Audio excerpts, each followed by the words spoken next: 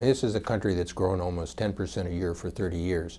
But what the Chinese have recognized is the model of that growth, driven by exports and to a degree by investment, has to change to more consumer demand, more domestic demand. But there are other changes afoot in China. This is a country that, because of the one-child policy, will grow old in terms of demographics before it grows rich. There's issues of ecology and the environment that have been put second or third place compared to growth. There's issues of urbanization. There's social disparity issues that could also lead to difficulties. So for a host of reasons, China needs to change its economic model, and what we're quite excited about is the year or over more that we've spent working with China to try to define what could it do to lead structural change. What's impressive about this is that even though China has grown so successfully, that they're willing to step back and see what needs to be done. In some ways, developed countries might also benefit from this.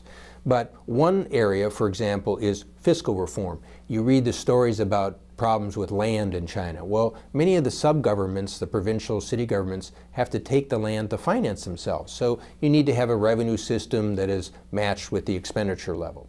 Another issue is completing the transition to a market economy, whether it be state-owned enterprises, whether it be land, whether it be the pricing of natural resources, which also leads to overuse. A key issue is basic social safety nets. This is not only to help the poor, but a society in transition, whether it be education, health, basic pension issues. The overuse of resources has led to huge environmental problems. So how can they clean up the environment, but also make this as a source of growth for the green economy? Because the population is actually, the workforce is going to be coming down, because you want to increase wages, you have to make people more productive. So how do you add to the value-added nature of the economy, and partly do that through an open society of innovation connected to international markets?